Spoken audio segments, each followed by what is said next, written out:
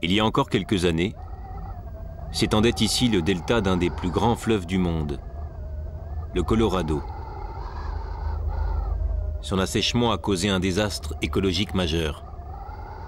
Il risque aujourd'hui d'entraîner la disparition d'un peuple. Ce serait bien que ce soit comme avant, quand il y avait beaucoup d'eau, plein de végétation. J'aimerais que ça redevienne comme avant.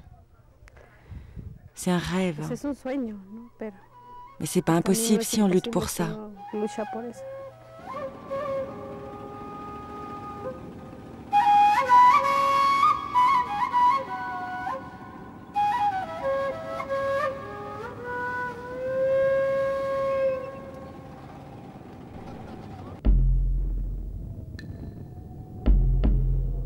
1540. Dans leur conquête du Mexique, une colonne de conquistadors se dirige vers le nord à la découverte de terres nouvelles. Après avoir traversé un désert, l'expédition menée par Francisco Vázquez de Coronado découvre le 27 août une immense vallée et un peuple inconnu, les Cucapas.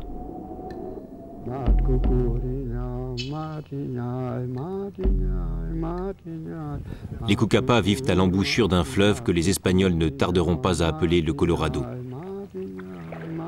Leur territoire, c'est le delta de ce fleuve, la région où il se jette dans la mer de Cortés.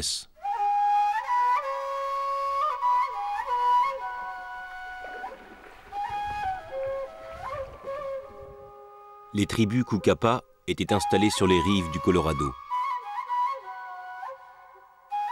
Leur première rencontre avec les Espagnols n'aura que peu d'influence sur leur vie. À 3000 km de Mexico et à 6000 km de New York, leur région, entourée de montagnes et de déserts, n'est visitée que par de rares explorateurs qui nommaient ces Indiens le peuple du fleuve. Et pendant des siècles, le mode de vie des Cucapas a peu changé, rythmé par les crues du Colorado.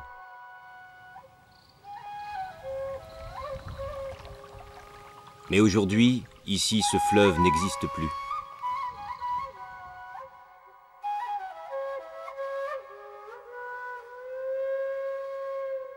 Inocencia, 75 ans, est la mémoire du peuple Cucapa. Elle a vécu l'incroyable bouleversement qui a changé la face de sa vallée.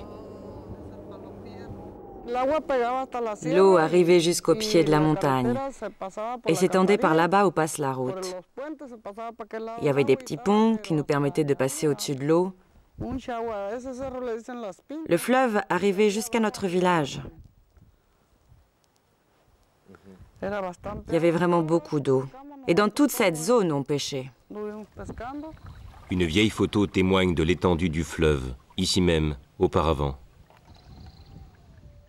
Aujourd'hui, cette vallée est un véritable désert, balayé par les vents. Pour se rendre compte de ce à quoi ressemblait cette vallée lorsqu'elle était traversée par le fleuve, nous nous sommes appuyés sur les récits des explorateurs du delta du Colorado et nous avons recherché une région qui corresponde à ce qu'ils avaient décrit. 2000 km plus au sud, un endroit ressemble étrangement à leur récit. En 1922, le naturaliste Aldo Leopold s'exclame lors de son exploration de l'embouchure du Colorado: « Le fleuve était partout et nulle part, parce qu'il ne pouvait pas décider, parmi les centaines de lagons verts, celui qui offrait la voie la plus plaisante et la moins rapide pour atteindre le golfe. »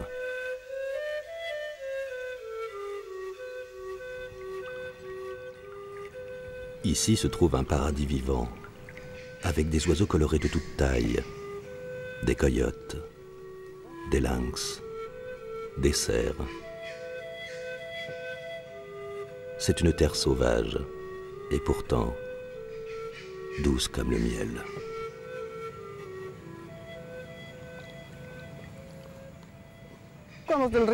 Quand la rivière était pleine, on faisait des petits canaux et on irriguait.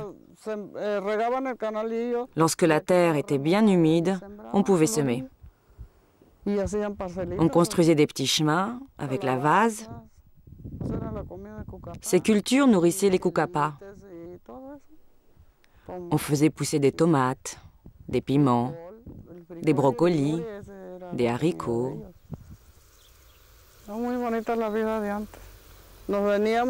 Elle était belle, la vie d'avant.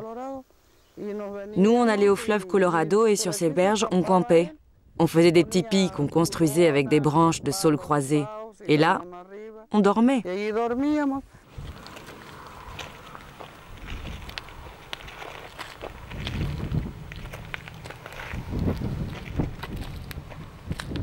Pour nous, ça a été un grand choc qu'il n'y ait plus d'eau, que ça se soit asséché. Pour les pêcheurs d'ici, pour nous tous, c'est vraiment triste que ce fleuve soit sec.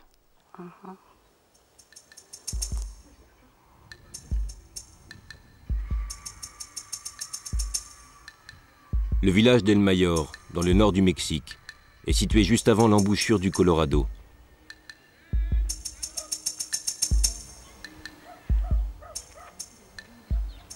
C'est le centre de la communauté Cucapa. On y retrouve encore quelques traces de leur habitat traditionnel, fait de boue séchée et de roseaux.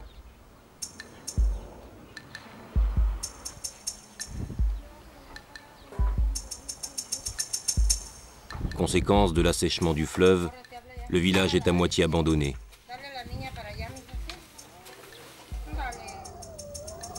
Ses rares habitants vivent au milieu des restes d'un monde disparu.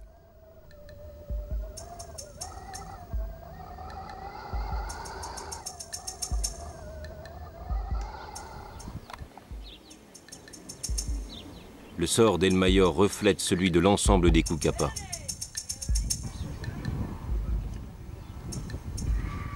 Ce peuple indien comptait 20 000 personnes lorsque les Européens les découvrirent. Ils sont aujourd'hui moins de 300. Pour l'UNESCO, leur langue est en voie de disparition. Leur survie en tant que peuple est directement menacée.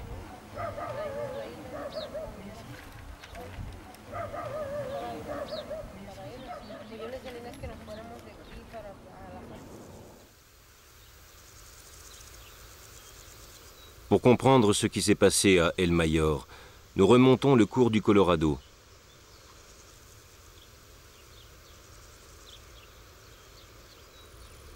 Totalement à sec dans la région des Cucapa, il change progressivement d'aspect. La végétation revient, l'eau réapparaît. Le lit du fleuve se remplit.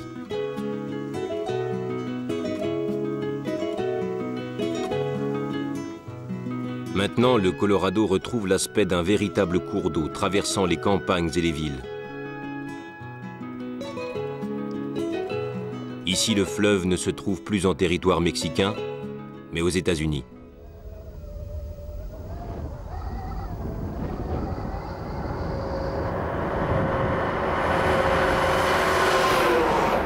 Nous sommes au sud de la Californie où s'étend une grande zone désertique. Ce sont les terres parmi les plus inhospitalières des États-Unis. Des terres arides, brûlées par un soleil de plomb, où la température peut atteindre les 50 degrés. Aucun peuple, indien ou européen, ne s'y est jamais implanté. Pourtant, au milieu de cette désolation se trouve une oasis.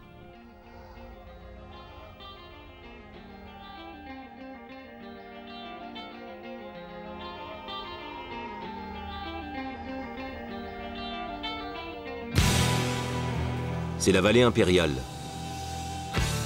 Une vaste plaine agricole qui s'étend sur 70 km de long et 30 km de large. Ici, on produit un 1/7 des légumes consommés aux États-Unis.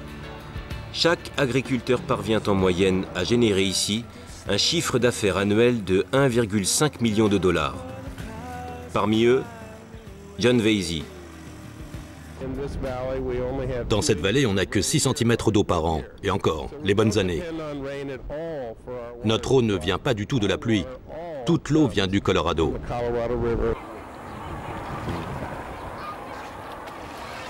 Grâce aux énormes quantités d'eau charriées par le Colorado depuis les montagnes rocheuses, le désert a été transformé en un immense verger.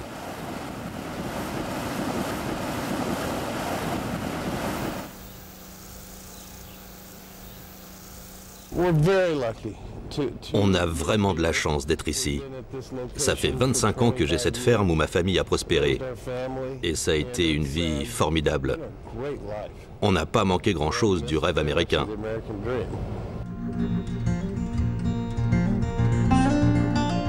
Dans l'Ouest, le rêve américain n'a pu devenir réalité que grâce aux eaux du Colorado.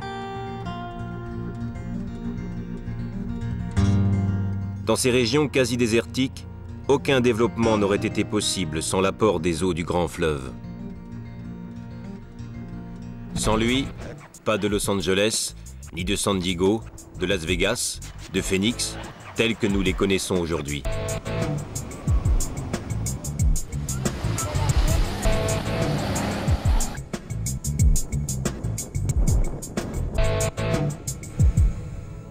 Cette réussite concrétise la vision exprimée par le président Hoover.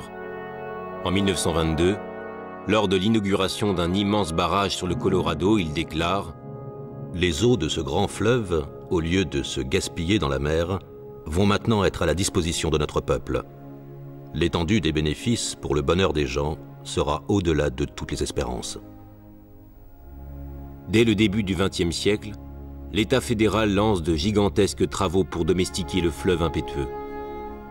10 barrages, 80 détournements l'ont mis au service du développement de l'Ouest.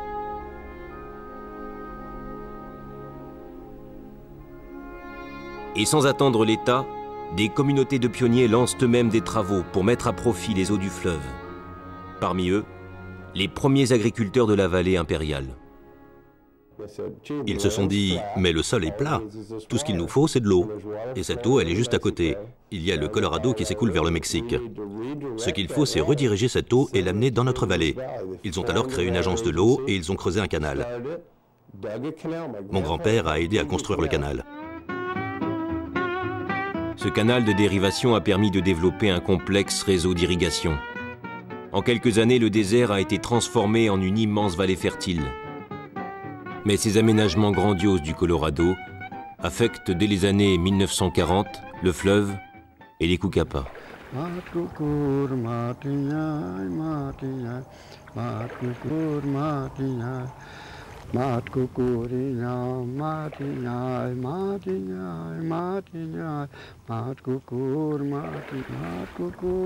Onésimo, le chef des Cucapas, se souvient de cette époque.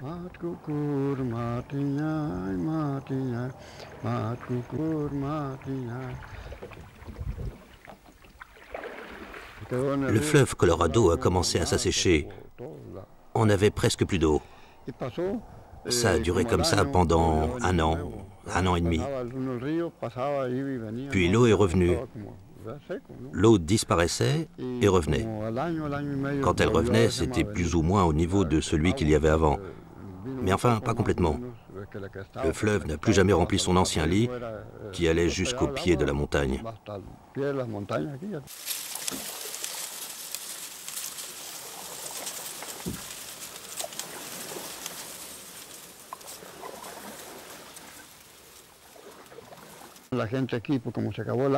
Et pour nous, les habitants, l'eau de la rivière, c'était notre eau pour boire. Alors, quand la rivière a commencé à s'assécher, on a été obligé de creuser des puits pour trouver de l'eau potable. Mais l'eau qu'on tirait du puits était parfois salée. Mais on n'avait pas le choix.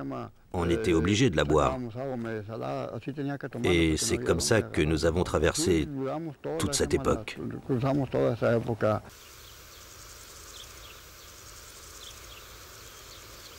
Des années 40 aux années 70, les Cucapas parviennent à s'adapter, tant bien que mal, à l'assèchement progressif du fleuve. Le fleuve s'est mis à baisser et à baisser jusqu'à ce qu'il devienne comme il est aujourd'hui. Complètement sec. Et même déjà avant l'assèchement complet, comme il n'y avait pas assez d'eau, les petits poissons n'arrivaient plus à grandir dans le Colorado. Quand on a vu ça, on est parti pêcher dans la lagune. Là-bas, ça allait. Il y avait de gros poissons et beaucoup de crevettes. À l'époque, le delta du fleuve formait une grande lagune dans laquelle eau douce et eau salée se mélangeaient.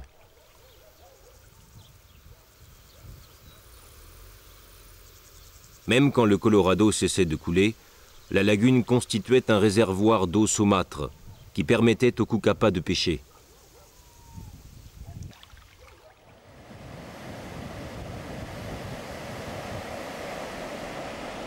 Pendant ce temps, dans la vallée impériale, la maîtrise des eaux ne cesse de progresser. Près de 20 000 km de canaux d'irrigation amènent l'eau dans des champs de plus en plus vastes. L'irrigation se fait tout simplement par inondation. Chaque parcelle reçoit ainsi chaque année en moyenne 1,50 m de hauteur d'eau. C'est à ce prix-là que les terres désertiques sont devenues fertiles.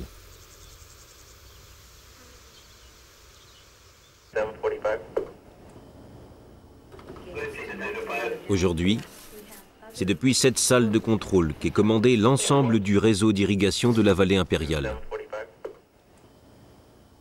Lorsqu'un agriculteur veut recevoir de l'eau, il n'a qu'à appeler ici. 24 heures plus tard, l'eau s'écoulera dans son champ à un prix très raisonnable. Avec son soleil permanent et de l'eau à volonté, la vallée impériale offre des rendements incomparables. Une des principales cultures ici est la luzerne, très prisée aux États-Unis pour l'alimentation humaine et animale.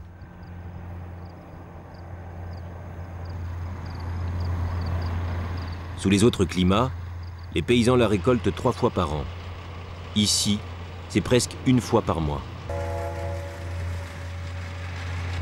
Cette agriculture fonctionne tellement bien que de l'autre côté de la frontière, les agriculteurs mexicains n'ont pas tardé à imiter leurs collègues américains.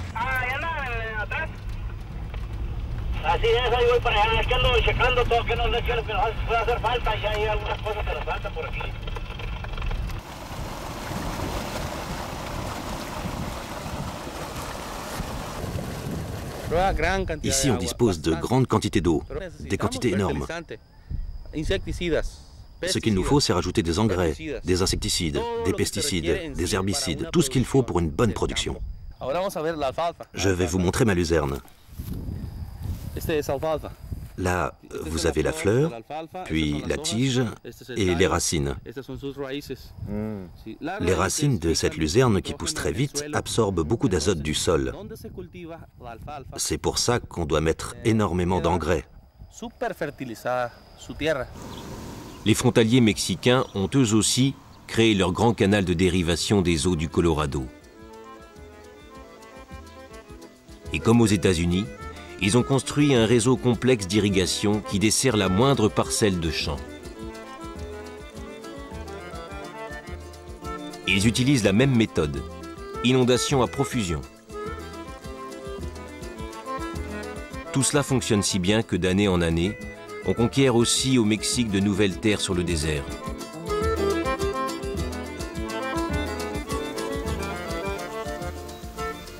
Et pas seulement pour l'agriculture.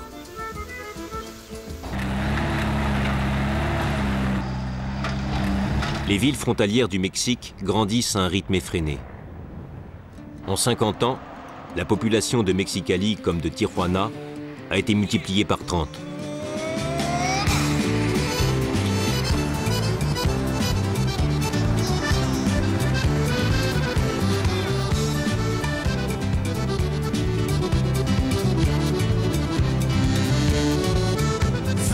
Les Mexicains sont attirés par la richesse relative de la zone frontalière. Ils viennent en masse travailler dans les maquiladoras, ces usines américaines installées côté mexicain.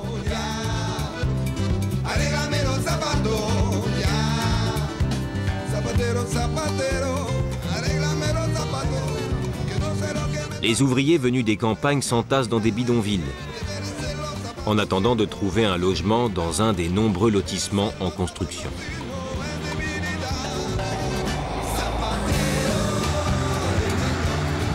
Les besoins en eau augmentent au rythme de ce développement, et que l'on soit côté américain ou mexicain, dans cette région, il n'y a qu'une seule source d'approvisionnement, les eaux du Colorado.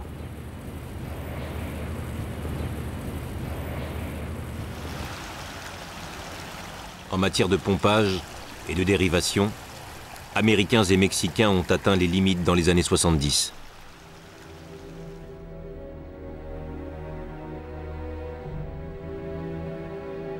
Depuis cette époque, les prélèvements sont tels que 50 km après être entré au Mexique, le Colorado est complètement à sec.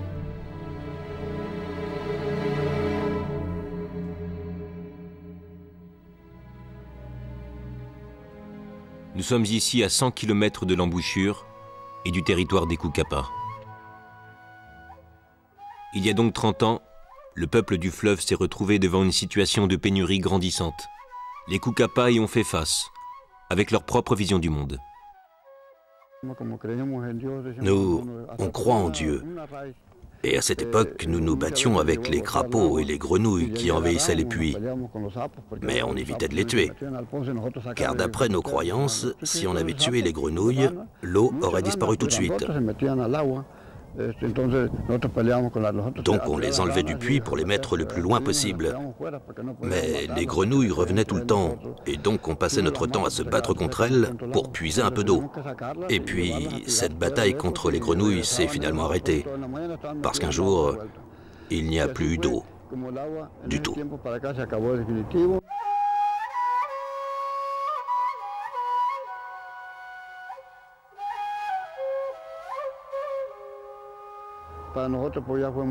Pour nous, ça a été très dur de survivre.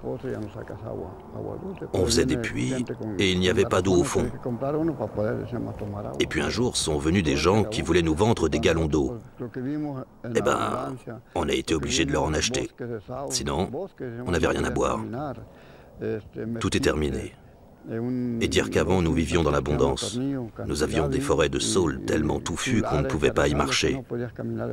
Sur les rives du fleuve, il y avait des quantités incroyables de castors. Tout ça a disparu aujourd'hui.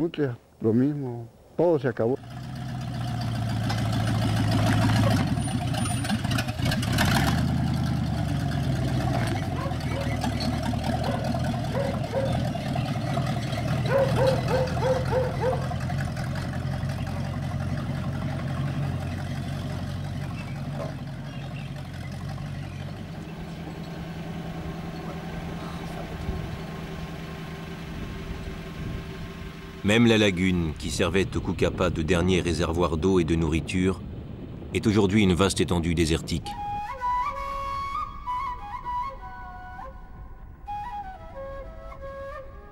La disparition de la végétation a décimé les grands mammifères qui vivaient ici autrefois.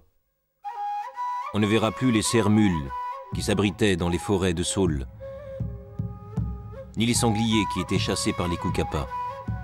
On ne verra plus les bouquetins qui descendaient de la montagne pour s'abreuver dans la lagune. Le lynx, qui se nourrissait de ces grands herbivores, a lui aussi disparu, faute de proie.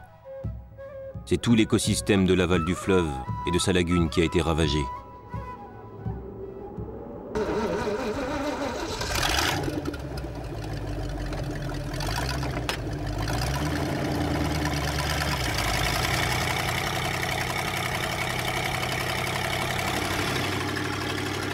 Les Cucapas veulent nous montrer un autre désastre écologique.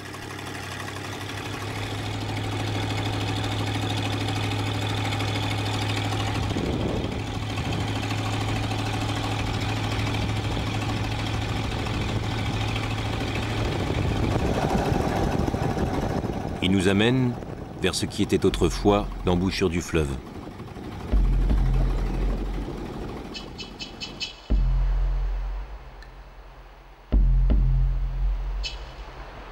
Nous atteignons la mer, mais ce que les Cucapas veulent nous montrer, ce n'est pas le golfe de Cortés. C'est ceci. Du sel. Des quantités énormes de sel qui brûlent les sols.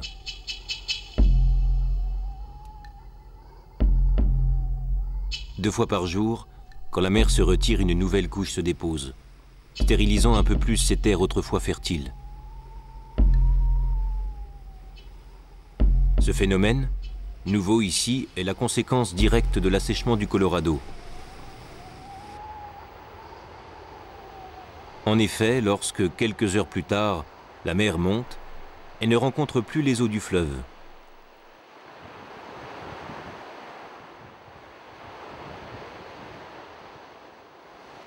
La mer s'engouffre sans opposition. Elle envahit l'ancien lit du fleuve et la lagune a séché.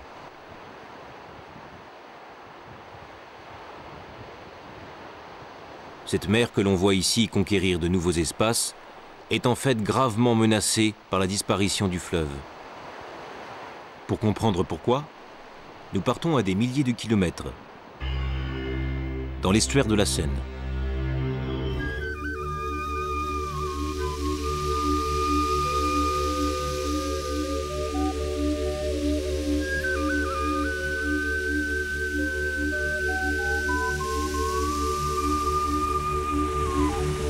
Ici, eau de mer et eau douce se rencontrent comme autrefois dans l'embouchure du Colorado. Ces eaux saumâtres donnent naissance à un écosystème extrêmement riche et varié.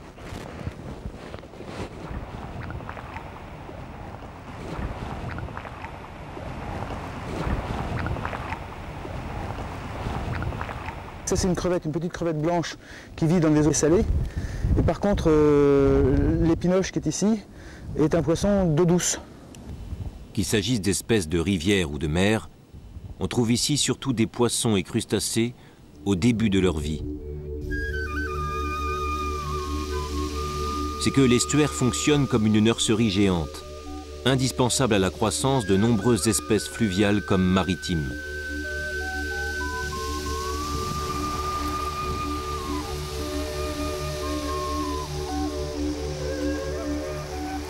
Serge Simon est ingénieur écologue à la cellule de recherche des estuaires au Havre.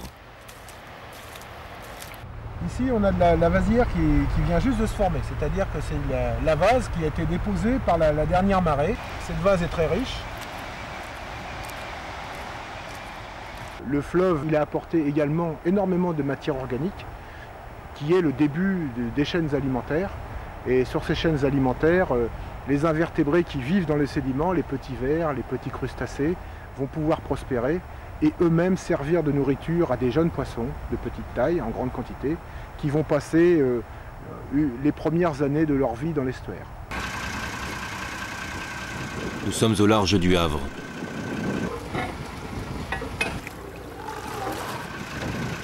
Ici, les pêcheurs savent que sans cet estuaire tout proche, leur prise ne serait pas aussi abondante.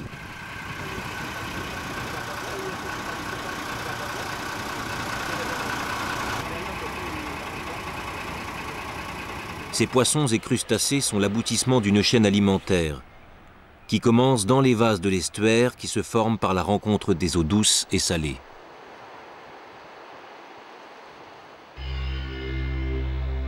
Mais dans l'embouchure du Colorado, cette rencontre ne se fait plus. Les ressources de la mer ne cessent de diminuer dans ce golfe, autrefois si poissonneux. Sur cette photo des années 50, les poissons semblent recouvrir la mer. On estime que 98% de ces stocks ont disparu au cours du XXe siècle. Cette désertification de la mer a affamé le plus petit dauphin du monde. Le vaquita, qui ne vit que dans ses eaux, a virtuellement disparu. Autre victime de cette mer qui se meurt, les oiseaux. On ne voit plus les aigrettes rouges, ni même les ternes pourtant si communes.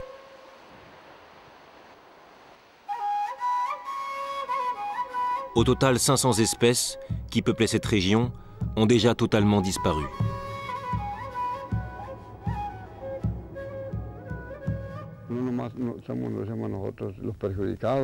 Ce n'est pas seulement nous les victimes. C'est aussi toute la faune, l'écologie, l'environnement, tout ce qui a un nom sur Terre, le poisson, le canard, tout ce qui marche, tout ce qui vole, tout ce qui nage dans les eaux. Tout a été victime. C'est seulement grâce à la volonté de Dieu qu'on arrive à survivre. Parce que si tu regardes tout autour, il y a les montagnes, en bas c'est le désert. Et si tu vas dans le désert, tu meurs de soif.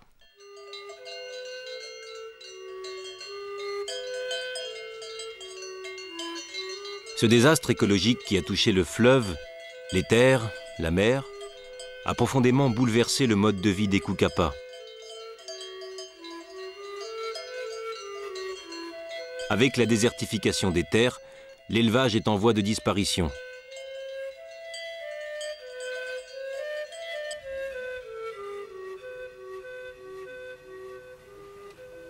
Les Koukapas survivent pratiquement en autarcie.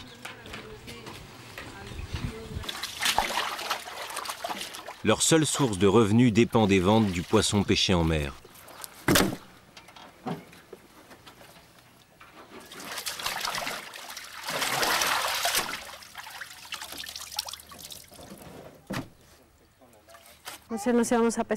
J'ai commencé à pêcher avec mon papa depuis que je suis toute petite.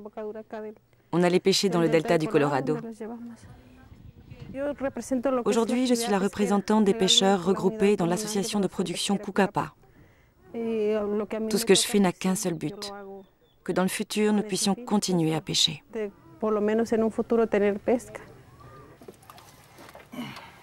C'est que l'avenir de la pêche est tout sauf assuré.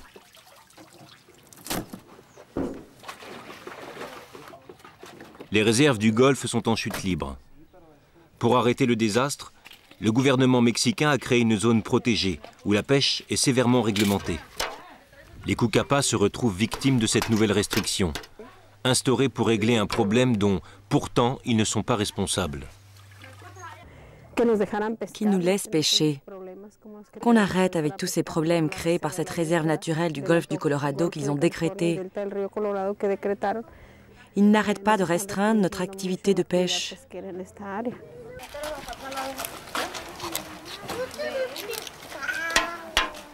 Avec leur dernière activité menacée, c'est la survie même du peuple Koukapa qui est aujourd'hui posée.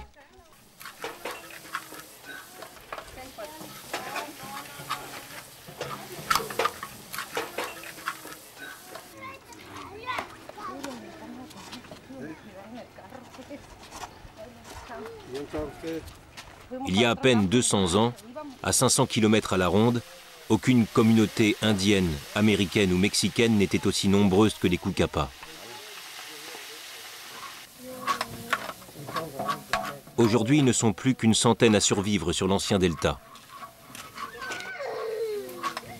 N'est-il pas temps d'abandonner leur mode de vie traditionnel? Peut-être de rejoindre les villes qui pourraient leur offrir un avenir? Que l'on s'installe en ville? Non, non. Mais qu'est-ce qu'on irait faire à la ville? Vous savez, nous, on n'a pas de métier, on n'a pas d'éducation. Qu'est-ce qu'on ferait comme travail?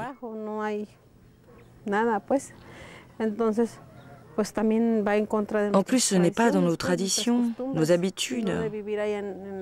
Vivre à la ville, c'est difficile. Nous, on y va juste pour faire les démarches pour les permis de pêche. Et on ne tient pas une journée là-bas. Dès qu'on y est, on veut vite repartir.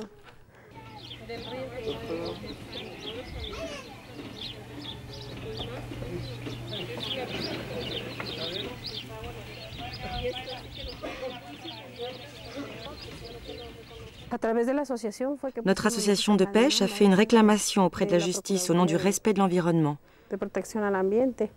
Et on a aussi déposé une autre plainte auprès de la Commission des droits de l'homme au Mexique. Parce que nous croyons que nous avons le droit de retrouver notre paradis perdu.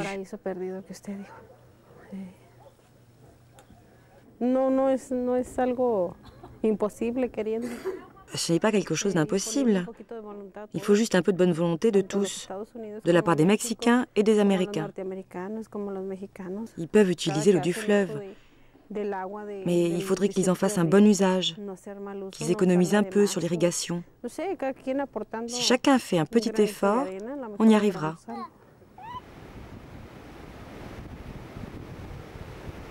Les experts estiment qu'il suffirait qu'un seul % de l'eau du Colorado atteigne l'embouchure pour que le delta reverdisse et que les Koukapas aient un avenir. Aujourd'hui, c'est l'agriculture américaine qui capte la plus grosse partie de l'eau du Colorado, environ 80% des capacités du fleuve. De nombreux Américains commencent à penser que les agriculteurs utilisent cette eau de façon inconsidérée. Rick Van Schoik, le directeur du Centre d'études de l'environnement basé à San Diego, critique notamment les méthodes des agriculteurs de la vallée impériale. Ils ont des cultures qui ne sont absolument pas appropriées aux régions sèches, comme la luzerne. Ils doivent mettre des quantités d'eau énormes pour les cultiver. Il ferait mieux de cultiver des espèces qui peuvent vivre naturellement en climat sec.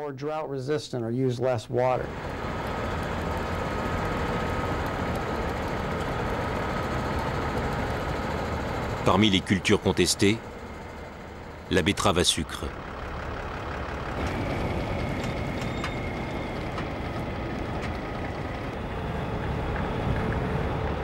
C'est une des principales productions de la vallée impériale. Elle rapporte plus de 50 millions de dollars par an. Pourtant, la betterave à sucre se cultive normalement dans des climats humides et frais. Elle prospère en Europe du Nord et même au Canada. On imagine sans peine les quantités d'eau énormes nécessaires pour la cultiver au milieu du désert.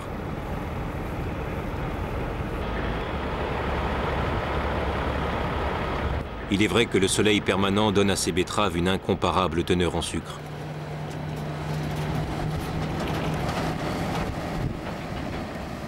Si les Américains commencent à remettre en question les méthodes des agriculteurs, c'est avant tout parce que les citadins s'inquiètent.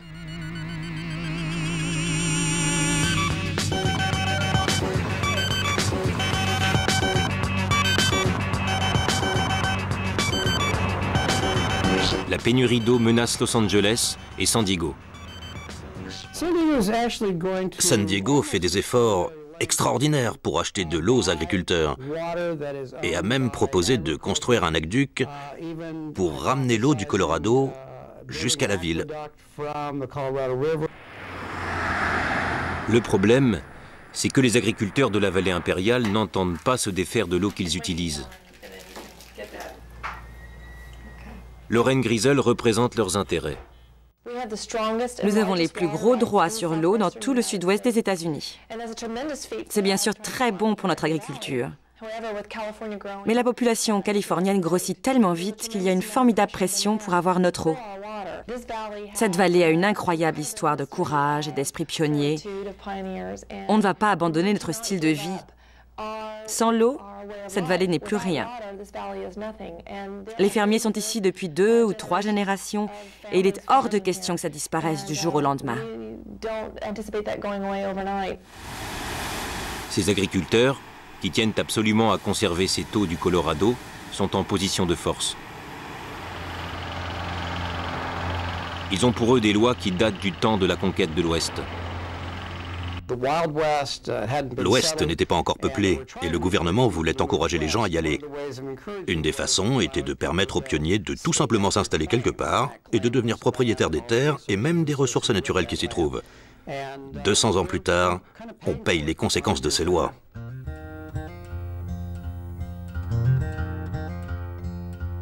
Selon ces lois de l'Ouest, toujours en vigueur, l'eau appartient aux premiers à l'avoir utilisée. Ces droits sont héréditaires et génération après génération, les agriculteurs de la vallée impériale se transmettent ces droits.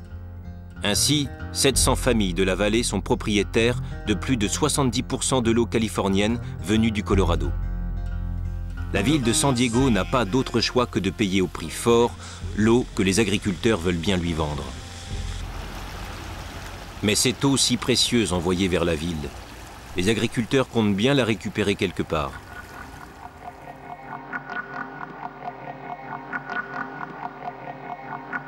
Leur plan, bétonner le grand canal de dérivation du Colorado. Ce canal longe la frontière mexicaine, mais il appartient intégralement aux États-Unis.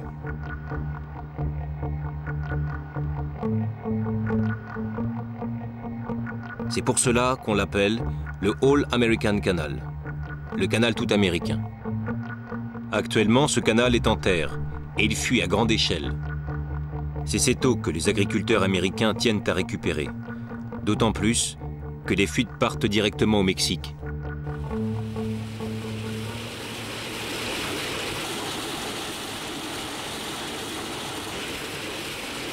C'est grâce à ces stations de pompage que les Mexicains récupèrent l'eau perdue par le canal.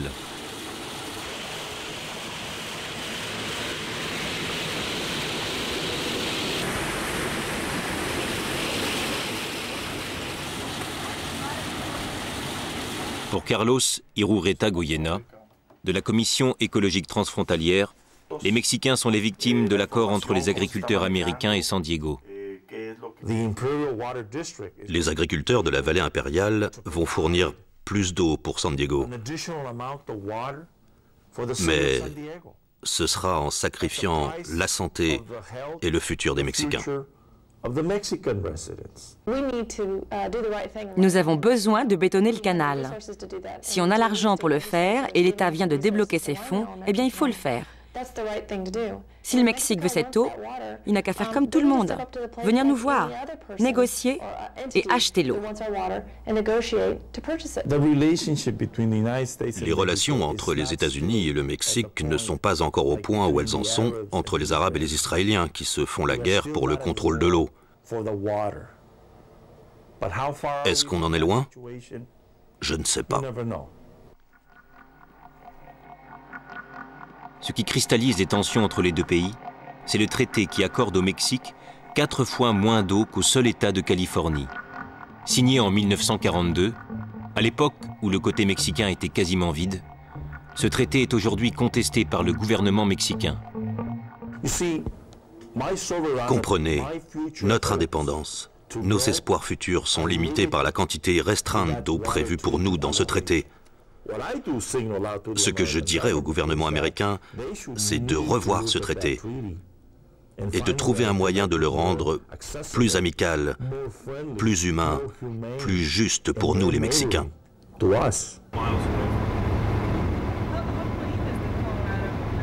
Les Mexicains entre eux ont aussi des problèmes à régler quand il s'agit de répartir la part d'eau du Colorado qui leur est allouée. Les agriculteurs sont au centre de ces conflits.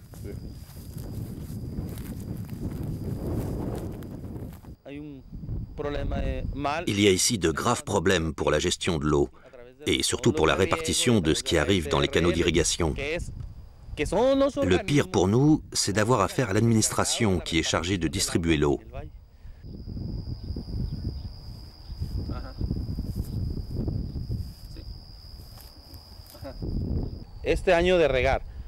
Cette année, ça fait 3 mois qu'on n'a pas assez d'eau pour irriguer. Août, septembre et octobre. Et maintenant, même les canaux d'irrigation dans mes champs sont vides. Mes cultures commencent à souffrir du manque d'eau. Et pourquoi c'est comme ça? Normalement, dans notre région, on reçoit assez d'eau pour irriguer toute l'année. Alors il est où le problème? En fait, il y a des entreprises qui vont voir l'administration pour leur demander de l'eau à acheter. Ce sont des entreprises qui ne sont pas agricoles et qui ne devraient pas avoir accès à l'eau d'irrigation.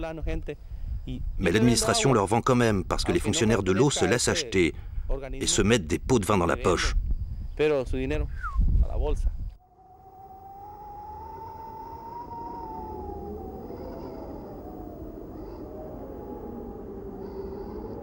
Dans l'ancien delta du Colorado, en bout de chaîne, après que les convoitises sur l'eau du fleuve se soient exprimées par la corruption, les arrangements douteux et les batailles juridiques, l'espoir est sur le point de s'éteindre. Pourtant, Esperanza relève le défi.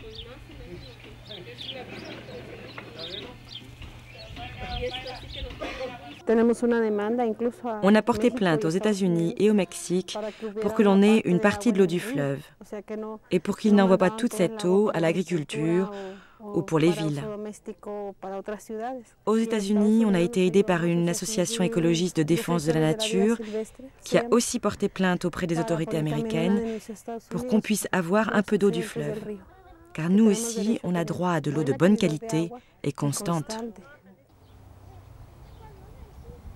Ce n'est pas au nom de la défense des Cucapas que les groupes écologistes américains ont porté plainte. Les Cucapas vivent au Mexique et les lois américaines ne s'appliquent pas à eux.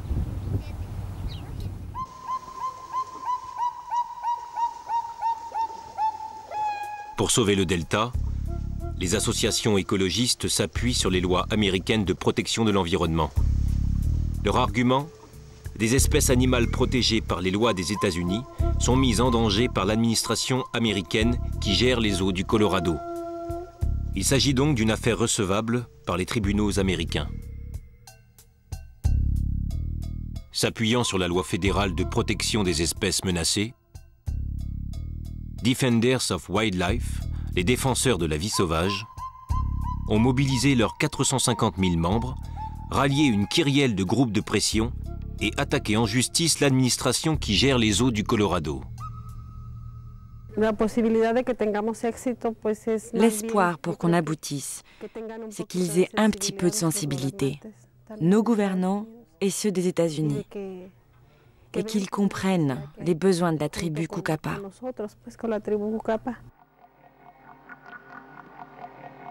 Après une longue bataille de procédure, le 31 mars 2003, le jugement d'une cour fédérale est prononcé.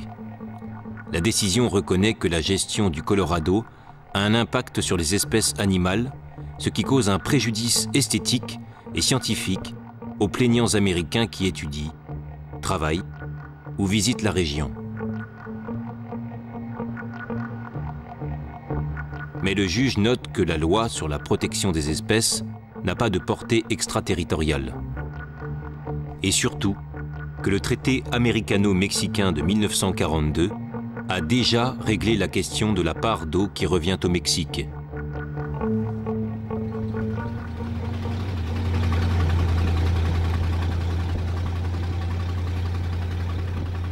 La procédure lancée par les associations américaines n'apportera donc aucune amélioration au sort des Cúcapa.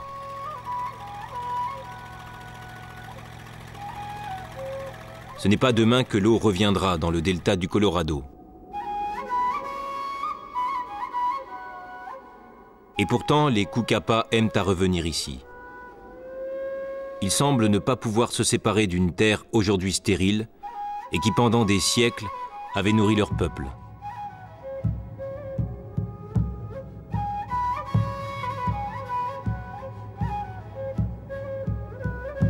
Aujourd'hui, ce sont des peuples marginaux qui subissent les conséquences principales des déséquilibres écologiques.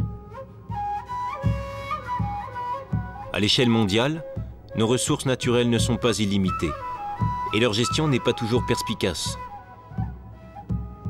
Le sort des Cúcapa donne un aperçu glaçant de ce que devient une civilisation lorsque ses ressources se sont épuisées.